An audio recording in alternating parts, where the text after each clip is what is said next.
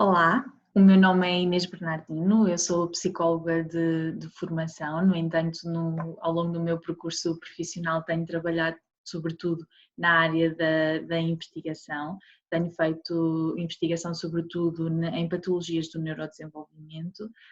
e uma delas, a neurofibromatose do tipo 1. Eu venho do Instituto de Imagem Biomédica e Investigação Translacional de Coimbra, que pertence à Universidade de Coimbra. Trabalho no grupo do professor Miguel Castelo Branco. um,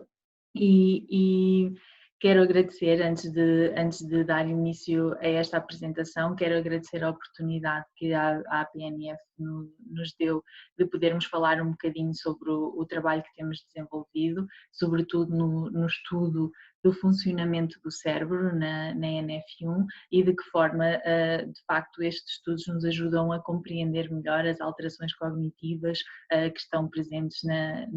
nos doentes com NF1. A colaboração com a APNF já decorre há bastantes anos e, portanto, temos tido uma colaboração próxima que tem sido muito profícua para os nossos estudos. Vários associados da APNF têm participado nos nossos estudos e nós estamos muito contentes com esta colaboração e é um gosto, sem dúvida, poder fazer parte deste encontro, ainda que desta vez seja de uma maneira um bocadinho diferente.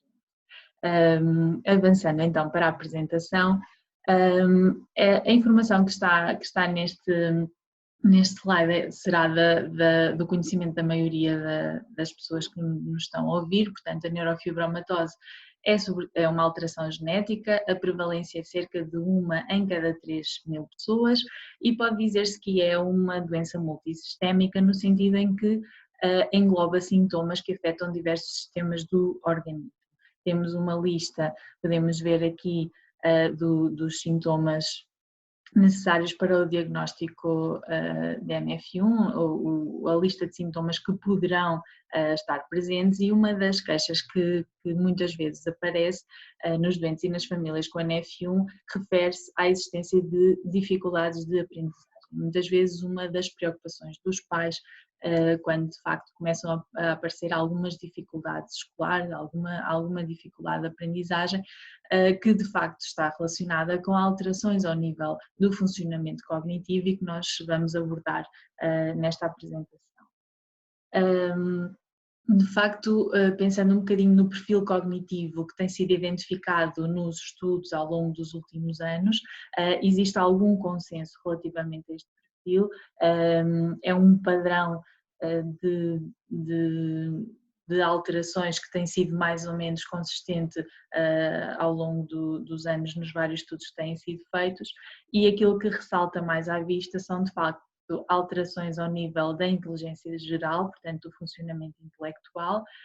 alterações muito marcadas e muito consistentes ao nível da percepção visoespacial, talvez o achado mais consistente ao longo dos estudos, um foco mais recente na questão das funções executivas, que eu vou explicar um bocadinho mais à frente em que é que consistem, mas que se tem verificado que são também funções muito importantes para o funcionamento no dia-a-dia e que estão também algumas alteradas na neurofibromatose do tipo 1, e depois as questões relacionadas com a atenção, que são talvez aquelas que mais preocupam as famílias e que mais queixas têm por parte das famílias, porque de facto é uma área que tem um impacto grande no dia-a-dia das pessoas, dos doentes e das famílias. Relativamente às questões da linguagem, havia estudos mais antigos e um bocadinho a ideia no início de que esta área estaria preservada na NF1, no entanto isto acontecia porque se fazia o perfil cognitivo geral e portanto comparava-se competências verbais com competências mais de percepção visual, e como os déficits ao nível da percepção visual eram muito marcados, a linguagem, por comparação, parecia bastante mais preservada. No entanto, estudos específicos de linguagem vieram mostrar algumas alterações, também ao nível da linguagem expressiva, do vocabulário, nomeação, mas também da linguagem receptiva, nomeadamente a compreensão de instruções, a compreensão verbal, raciocínio verbal. No entanto, o que se pensa é que talvez estas alterações encontradas na linguagem possam ser explicados pelos déficits intelectuais que podem existir na NF1 em alguns doentes, e não são então características específicas da NF1, como seriam, por exemplo, os déficits ao nível da percepção visoespacial. Quando eu falo de um perfil cognitivo da NF1, gostava de ressalvar esta questão, nós estamos a falar do grupo de doentes com NF1 como um todo, e de facto existe uma grande variabilidade de sujeito de doente para doente e, portanto, alguns doentes poderão manifestar algumas dificuldades numas áreas e outros noutras, e outros se calhar ter um perfil um bocadinho mais acentuado e têm então dificuldades em várias funções, se calhar com déficits cognitivos maiores. Portanto, existe uma grande variabilidade e é importante perceber que quem nos está a ouvir e que provavelmente poderá ser doente com NF1 vai identificar-se mais com umas alterações e outros doentes irão identificar-se mais com outras e de facto quando queremos intervir nas alterações, nas dificuldades de um determinado doente, aí é preciso fazer uma avaliação específica e intervir nas especificidades de cada doente. Eu aqui, nesta apresentação, estou a falar do grupo como um todo e, portanto, de características gerais e que são frequentes nesta patologia. Vou agora focar cada uma destas funções individualmente e começando pelo funcionamento intelectual. De facto, existe bastante convergência nos estudos e indicam-nos que cerca de 6 a 8% dos doentes com NF1 podem ter déficit intelectual, portanto têm quocientes intelectuais ou os QIs, que todos nós já ouvimos falar, inferiores a 70, sendo que a média é 100. Mas depois temos uma percentagem de 30 a 65% que podem ter dificuldades de aprendizagem. De facto, aqui é uma percentagem maior e, portanto, as queixas ao nível das dificuldades de aprendizagem são bastante frequentes. O QI médio tende então a situar-se no intervalo médio inferior, portanto, sendo que a média é 100, habitualmente os QIs médios na NF1 andam entre os 85 e os 100 pontos. Pensa-se que de facto poderá haver melhores competências verbais quando comparadas com maiores dificuldades ao nível da organização perceptiva, tarefas mais manipulativas, mais de percepção visoespacial, integração visomotora. No entanto, nem todos os estudos encontram estas discrepâncias, havendo normalmente resultados bastante homogéneos entre estas duas áreas de funcionamento. O que é bastante consistente e que se encontra frequentemente são alterações ao nível do cálculo mental, portanto, muitas dificuldades que aparecem nos primeiros anos da escola na disciplina de matemática e a percepção visoespacial, como eu também já tinha referido. E, portanto, nós para avaliarmos a função intelectual, nós e estas escalas usam-se um bocadinho por todo o mundo, as escalas de inteligência de Wechsler, que na sua versão para crianças ou para adultos, são as escalas que nos permitem medir os QIs, de uma forma fidedigna e adaptada para a população portuguesa, e são um conjunto de testes bastante variados, um grande número de testes que medem diferentes funções e que normalmente nos permitem obter o QI total, mas como são constituídos por testes de diversas áreas, eles são depois divididos em duas áreas fundamentais. A área verbal, portanto, que tem todos os testes relacionados com o conhecimento adquirido através da socialização, da escolarização, compreensão verbal, a memória de trabalho, que é aquela memória que nós precisamos, a informação que nós precisamos de reter para utilizar logo de seguida em alguma tarefa que estejamos a fazer. O vocabulário, portanto, esses testes vão pontuar para uma escala que nós chamamos de QI verbal. E depois temos outros testes de busca visual, raciocínio lógico, organização perceptiva, integração visomotora e que está numa escala que nós depois designamos de QI de realização. E, portanto, nós utilizamos esta escala nos nossos participantes, dos nossos estudos, tanto em crianças e adolescentes como em adultos, e o que nós verificamos, por exemplo, no grupo de crianças e adolescentes, é que, de facto, nós temos aqui no gráfico a média do QI, que é 100, e temos o grupo de NF1, aqui é Salmão, e nós vemos que o grupo de crianças e adolescentes sem NF1, aqui nestas barras maiores, e vemos que de facto o QI das crianças e adolescentes com NF1 é ligeiramente mais baixo, com a média por volta dos 100, dos 90 pontos, quando a média na população geral normalmente é 100. E portanto vemos que estas diferenças são significativas e que de facto existe conseguimos observar um QI ligeiramente inferior à média no grupo de crianças e adolescentes com NF1, e aqui conseguimos ver que a maior percentagem de crianças com NF1 está no grupo do QI entre os 86 e os 100, como tem sido descrito na literatura. Portanto, estes resultados enquadram-se perfeitamente naquilo que é o perfil intelectual que sabemos da NF1. Em relação aos testes individuais em si, nós vemos que, sendo que a média é esta linha aqui no 10, vemos que os resultados da NF1 estão sempre na média e ligeiramente abaixo da média, enquanto que nas crianças sem NF1 temos resultados habitualmente médio superior. E vemos as maiores dificuldades no teste dos cubos e no teste do completamento de objetos, que efetivamente são testes que requerem maior percepção visoespacial, integração visomotora e, portanto, adequa-se também perfeitamente às alterações que nós sabemos do perfil intelectual na NF1. Relativamente aos adultos, o que acontece é o mesmo padrão, nós temos diferenças entre os adultos, o QI dos adultos com NF1 e dos adultos sem NF1, de facto na NF1 são mais baixos, estão mais próximos da média, e isto pode ter a ver também um bocadinho com questões associadas às amostras dos nossos estudos, porque efetivamente nos estudos com crianças e adolescentes nós temos normalmente os pais que têm crianças que manifestam algumas dificuldades ficam bastante preocupados com a situação e procuram mais ajuda e estão mais interessados em participar nos estudos. Portanto, é natural que nós consigamos ter acesso a crianças com algumas dificuldades e, portanto, aí os QIs são um bocadinho mais baixos, ao contrário dos adultos que participam nos nossos estudos, que normalmente são pessoas com uma autonomia, uma independência bastante grande, que têm bastante interesse nestes assuntos, que se disponibilizam a deslocar-se e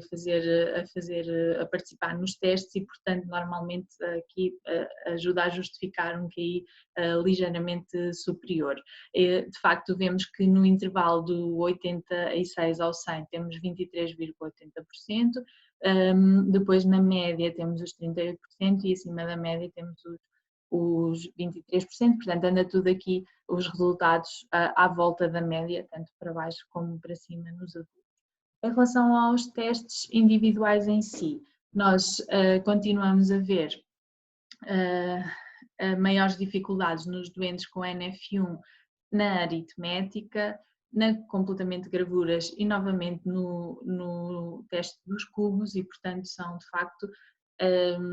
testes da parte mais de realização e que de facto apelam mais ao cálculo mental, à percepção visoespacial, à integração visomotora, que nós sabemos que está alterado na NF1, enquanto que, por exemplo, testes mais de natureza verbal, como as semelhanças ou o vocabulário, nós vemos que têm resultados melhores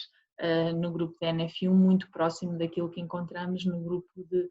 pessoas sem NF1, portanto no grupo de controle. Indo um bocadinho agora para a questão da percepção visoespacial, nós fizemos também um teste que tem sido muito utilizado para estudar esta função nos doentes com NF1 e tem sido reportado alterações neste teste em praticamente todos os estudos e nós também encontramos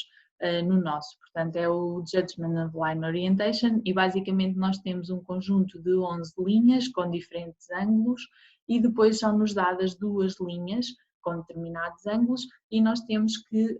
apenas dizer qual destas 11 linhas corresponde cada uma destas linhas, considerando os ângulos que apresentam. Temos 30 itens e, de facto, os resultados que nós vemos é que no número de respostas corretas, os doentes com NF1, aqui estamos a falar de adultos, têm menos respostas corretas do que o grupo controle e esta diferença é significativa,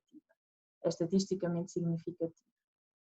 Relativamente às funções executivas, então, as funções executivas é um conjunto, é um chapéu muito grande que engloba diversas funções que são muito importantes para que nós nos consigamos adaptar ao meio que nos envolve e às suas alterações. E, portanto, são competências que nos permitem planear, executar e adaptar o nosso comportamento para conseguirmos atingir um determinado objetivo ou atingir um resultado. E quando nós queremos fazer alguma coisa, atingir um determinado objetivo, nós temos que seguir uma série de passos de planeamento e organização, controle dos impulsos, inibir respostas que não são adequadas, ter alguma flexibilidade cognitiva para nos adaptarmos à situação, capacidade de resolução de problemas e a memória de trabalho, que é aquela memória então, aquela informação que nós retemos para utilizarmos em tarefas que necessitamos. E de facto os estudos, até estudos bastante recentes, têm identificado alterações nos doentes com NF1 em cerca de 60% destes doentes, algumas destas funções estão de facto alteradas. Nós fizemos também alguns testes que medem estas funções, como por exemplo o Trail Making Test, que mede atenção visual, flexibilidade cognitiva e alternância entre tarefas. Enquanto na primeira parte as pessoas têm apenas que ligar os números por uma determinada, por ordem crescente, na parte B têm que alternar esta tarefa de ligar os números por ordem crescente com a tarefa de ligar letras por ordem alfabética. Portanto, têm que alternar um número, uma letra, um número, uma letra, um número, uma letra. Portanto, isto implica busca visual, implica flexibilidade cognitiva e alternar entre 2 tarefas diferentes, portanto, seguir 2 sequências diferentes. E o que nós encontramos? Nós aqui medimos o tempo de execução, o tempo em segundos que a pessoa demora para terminar e, de facto, o que nós encontramos é que no grupo com NF1, os doentes precisam de mais tempo para executar a tarefa, especialmente na tarefa mais difícil, na tarefa B. No entanto, não existem alterações ao nível do número de erros, portanto, conseguem fazer a tarefa, mas precisam de mais tempo, têm mais dificuldade nesta questão da flexibilidade cognitiva e na alternância entre tarefas. Num outro teste de memória de trabalho, nós temos o tabuleiro de Corsi e neste tabuleiro o examinador toca nos cubos numa determinada ordem e o participante tem que tocar nos mesmos cubos pela mesma ordem ou pela ordem inversa, consoante a instrução. Começamos só com 2 cubos e depois vamos aumentando o número de cubos e torna-se uma sequência de facto bastante grande e até determinada altura uma tarefa muito difícil. O que nós vemos aqui em termos de pontuação é que os adultos com NF1 têm pontuações inferiores, portanto acertam menos do que os adultos sem NF1, portanto mais uma evidência de que de facto esta função está alterada na neurofibromatose. Em relação às questões da atenção, é bastante consistente também a presença destas alterações na NF1, em cerca de 30 a 40% existe mesmo critério para o diagnóstico de perturbação de hiperatividade e déficit de atenção. Tem-se verificado também em estudos mais até recentes de que de facto esta questão da atenção pode constituir um fator de risco para a existência de alterações ao nível do funcionamento intelectual, portanto de déficits intelectuais, tem um forte impacto em termos do comportamento adaptativo e também na qualidade de vida reportada pelas famílias e pelos doentes com NF1. Portanto, Esta questão da atenção, de facto, requer bastante cuidado e em termos de intervenção por todas estas questões e pelo impacto que tem no comportamento adaptativo e na qualidade de vida dos doentes e das famílias, é uma função, é uma área em que, de facto, a literatura nos diz que devemos dar bastante foco e, em termos de intervenção, tentar atuar ao nível destas alterações. Tivemos também em alguns estudos que parece que estas alterações ao nível da atenção não estão a afetar as funções executivas, as alterações nas funções executivas e, portanto, estas não serão explicadas por déficits de atenção, mas sim específicas da patologia da NF1. Ok, tudo aquilo que eu tenho estado a falar é sobre aquilo que nós podemos observar, sobre aquilo que nós podemos avaliar e que se trata do comportamento, não é? Nós conseguimos perceber se uma função está alterada ou não, pedindo à pessoa para fazer uma determinada tarefa e comparando depois com um grupo que não tem a doença. Portanto, estamos a aceder ao comportamento. No entanto, este comportamento é explicado,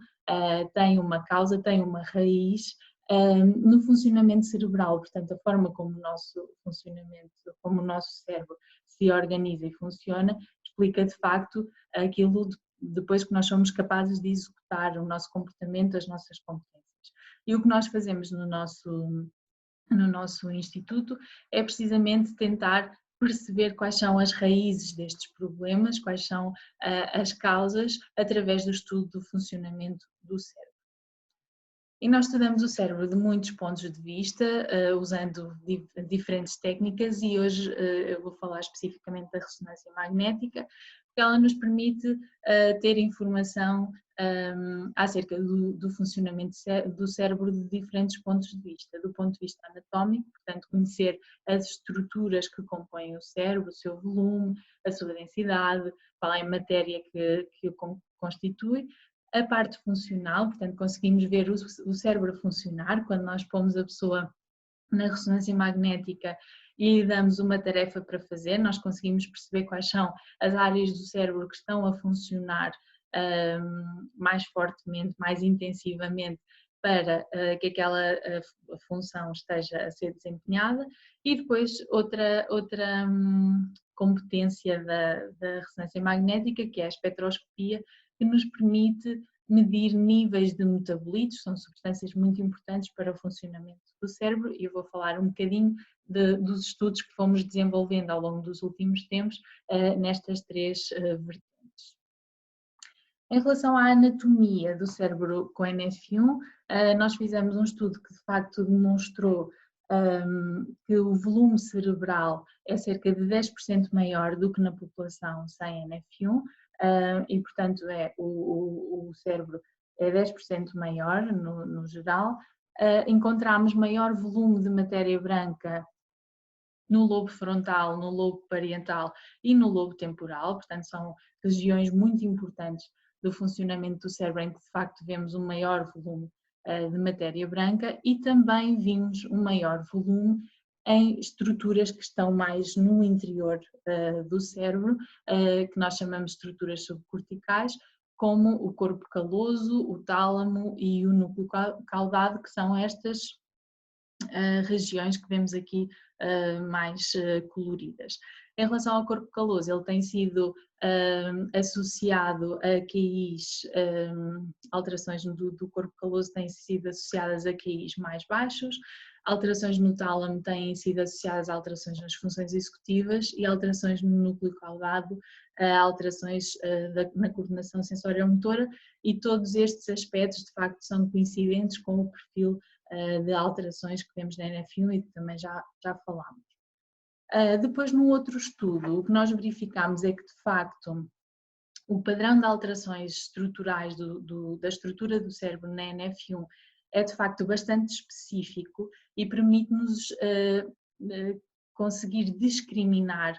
doentes com NF1 de doentes sem NF1 só com base nestas características de algumas estruturas cerebrais. E, portanto, o que nós fizemos foi definir um algoritmo que nos permitiu, de uma população em que tínhamos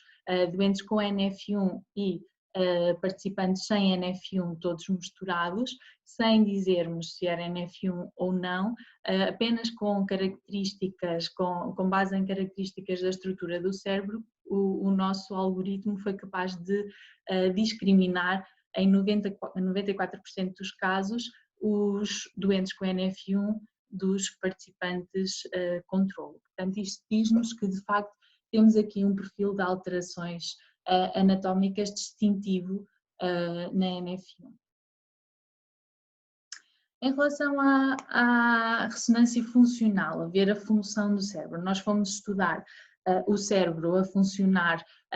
quando tinha que fazer uma tarefa de discriminação visual, com base em características muito de nível básico visuais, que é como por exemplo o contraste, a frequência espacial, a frequência temporal, e nós sabemos que a informação visual entra pelo olho, através da retina e depois segue dois caminhos diferentes, consoante se é a informação mais visoespacial ou a informação mais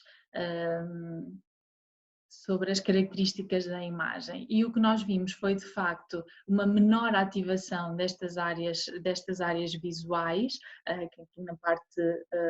posterior do cérebro,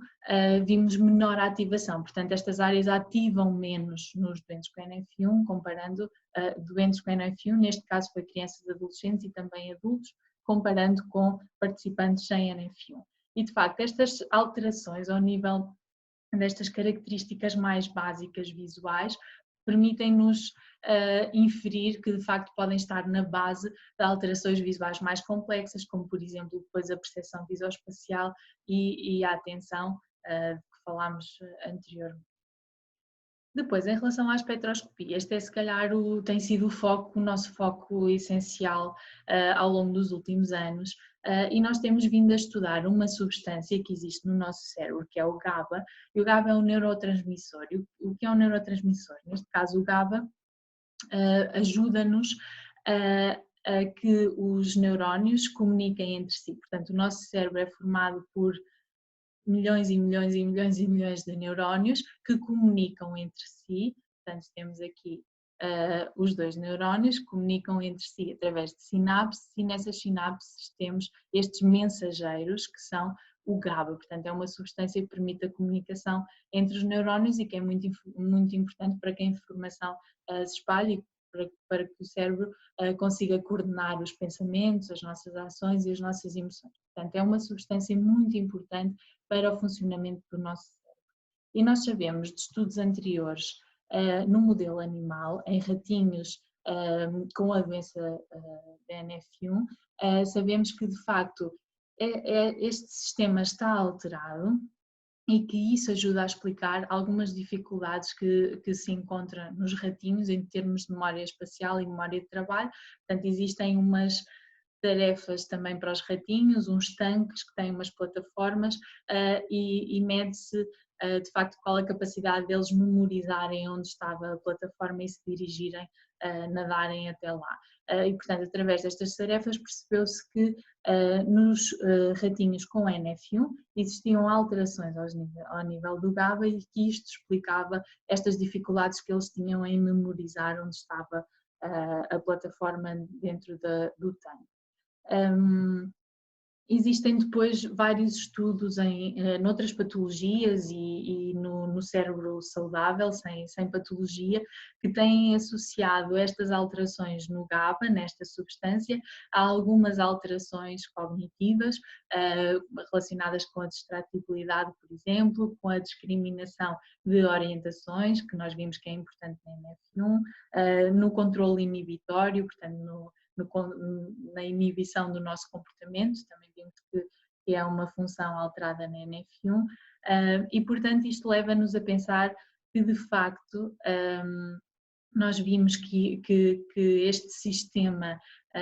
do GABA está alterado nos ratinhos com NF1 e por outro lado sabemos que no geral o GABA influencia algumas funções cognitivas. cognitivas. Então, o que nós quisemos tentar perceber foi se, de facto, nos doentes com NF1, nos humanos com NF1, também temos estas alterações ao nível do GABA e se, de facto, elas também podem ajudar a justificar estas alterações cognitivas que nós estivemos aqui a falar. E este foi o nosso objetivo nos estudos que fizemos nos últimos anos. Fizemos estudos em crianças e adolescentes e também em adultos e, de facto, nós vimos consistentemente alterações nos níveis de GABA, portanto, no grupo com NF1 os níveis de GABA são inferiores, aqui também, aqui em crianças e adolescentes e aqui em adultos, portanto, é uma alteração que se mantém ao longo da vida, portanto, não há alteração neste sentido e nós vimos estas alterações no córtex visual, portanto, na área visual e também numa área mais frontal relacionada com o controlo do comportamento, com a inibição do comportamento. Portanto, nós conseguimos perceber que, de facto, o GABA está reduzido no cérebro dos doentes com NF1 e isto acontece tanto em crianças e adolescentes como em adultos e acontece em várias áreas do cérebro. E, portanto, o que nós tentamos perceber é, de facto, entender melhor a natureza desta relação entre as alterações ao nível do GABA e estes déficits cognitivos e, portanto, isto leva-nos a pensar em testar alguns fármacos que, de facto, possam intervir ao nível do GABA para perceber se conseguimos alterações ao nível das funções cognitivas. E é precisamente esse o estudo que nós estamos a fazer neste momento e, portanto, é um estudo que decorreu de um prémio que o professor Miguel Castelo Branco recebeu da Fundação Luso-Americana, da FLAD, e portanto é um estudo bastante mais complexo, ele envolve 3 visitas e numa fase os participantes estão a tomar lovastatina, que é um medicamento para o tratamento do colesterol, o seu uso é muito difundido em Portugal e, portanto, nós não estamos a testar um medicamento novo, mas sim uma nova aplicação para um medicamento que já existe e, portanto, a pessoa numa fase toma o medicamento, na outra toma o placebo e, portanto, é controle dele próprio, não sabe o que é que está a tomar e nós também não e, portanto, engloba 3 visitas, uma visita de baseline onde nós recolhemos a informação na avaliação psicológica, fazemos eletroencefalograma, fazemos a espectroscopia, fazemos estimulação cerebral, depois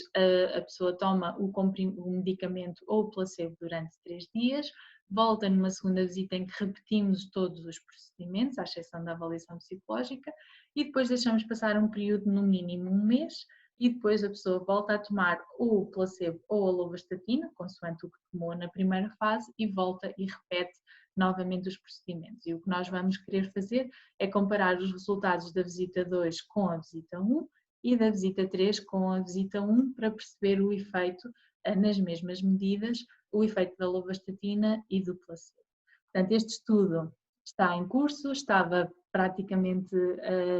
no seu final, nós já tínhamos 15 participantes que completaram a primeira visita e o nosso objetivo era ter 15 participantes, portanto mesmo a chegar à reta final, 13 participantes fizeram a segunda visita e 12 participantes a terceira e entretanto ficámos de quarentena, não é? E, portanto estamos todos um bocadinho em stand-by à espera de indicações para ver quando é que podemos retomar o estudo. No entanto, ele está mesmo na sua reta final, só necessitamos terminar estas aquisições e terminamos os estudos e depois vamos entrar em fase de análise de dados e quem sabe para o ano que vem já teremos novidades em relação a este estudo, espero que sim, espero que seja então depois possível também dar a conhecer, se não for no encontro nós tentaremos através da APNF divulgar os nossos resultados também para que muitos dos que estão a ouvir que participaram no estudo possam também perceber quais foram os resultados. Apenas referi para terminar, agradecer a atenção que dispensaram, dizer que de facto estes estudos são feitos com equipas muito grandes, são equipas multidisciplinares e portanto Aqui o grupo, a imagem, são as pessoas todas que trabalham no Instituto e que trabalham em diversas patologias, e na NF1 temos sido uma equipa bastante grande, tanto em estudos com o modelo animal, que também já estamos a fazer, como estudos no modelo humano. Se tiverem curiosidade para perceber de facto o que é que nós fazemos, podem ter mais informações no site Voluntários CIVIT. Também é possível preencher um formulário para ficarem nas nossas bases de dados, caso queiram ser chamados para os nossos estudos, e portanto, se tiverem curiosidade, podem procurar-nos lá e ter mais informação. Muito obrigada pela atenção e mais uma vez muito obrigada à PNF por esta oportunidade, e dia 9 lá nos encontramos. Se tiverem dúvidas, estarei disponível para responder. Obrigada.